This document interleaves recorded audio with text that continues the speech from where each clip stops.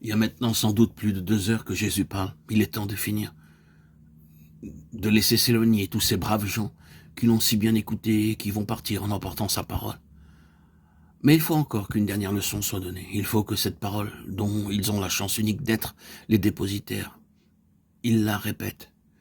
Il faut que chacun d'eux la transmette autour de lui afin que la bonne nouvelle se répande.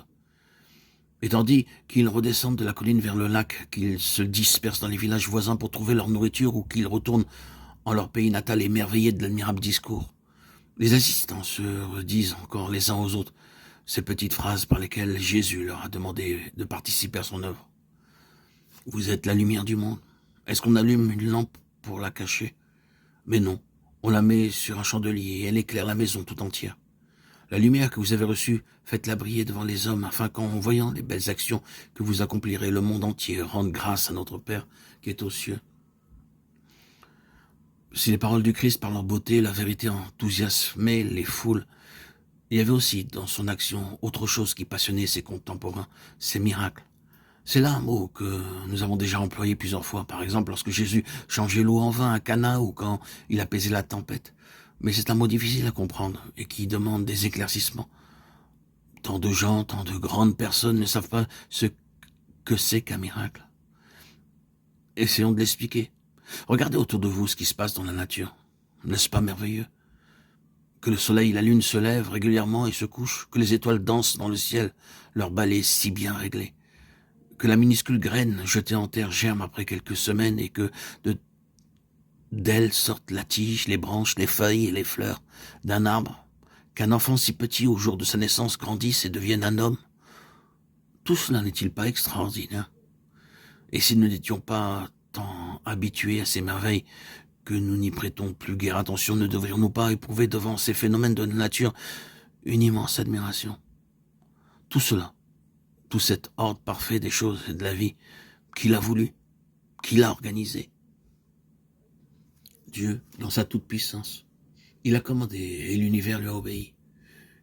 Et le soleil, la lune, se lèvent et se couchent. Et les graines germent. Et les hommes grandissent. Toujours de la même façon, selon les lois qu'il a fixées. Par conséquent, on doit dire que tout ce qui existe dans le monde révèle la volonté et la sagesse de Dieu. Mais il y a des cas où le Maître Tout-Puissant, au lieu de laisser les choses de la vie se faire selon les lois ordinaires, intervient directement dans la nature. De même qu'un horloger qui a construit une montre peut toujours, en touchant un rouage, l'arrêter ou au contraire l'accélérer. Dieu, en intervenant dans son œuvre, est parfaitement libre de provoquer un fait qui surprend et déconcerte les hommes.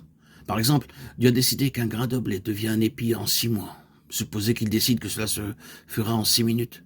Cela lui serait tout aussi aisé, mais nous en serions très surpris. On appelle miracle les cas où Dieu lui-même intervient visiblement dans la nature, sur une façon qui n'est pas habituelle. Mais il suffit de réfléchir un moment pour comprendre qu'il n'est pas plus difficile à notre intelligence d'admettre le miracle, c'est-à-dire l'intervention étonnante de Dieu, que cet immense ensemble de prodiges que la nature nous présente tous les jours et auxquels nous ne prêtons guère attention. Jésus, qui était Dieu lui-même, avait donc le pouvoir de faire des miracles. La nature lui était soumise, comme la montre est soumise à l'horloger qu'il a construite. Mais ces miracles, pourquoi les fait-il? Voilà une question très importante. Pourquoi Dieu intervient-il en personne dans l'ordre des choses qu'il a lui-même fixées? Est-ce pour le plaisir d'accomplir un acte exceptionnel? Il serait absurde d'imaginer le Tout-Puissant s'amusant à faire des tours bizarres pour étonner les hommes, comme un charlatan de foire. Quand Dieu décide un miracle, c'est qu'il a une raison précise, supérieure. Par exemple, dans l'ancienne histoire d'Israël, pourquoi le Seigneur ouvre-t-il les eaux de la mer Rouge devant les Hébreux en fuite que poursuivent les Égyptiens?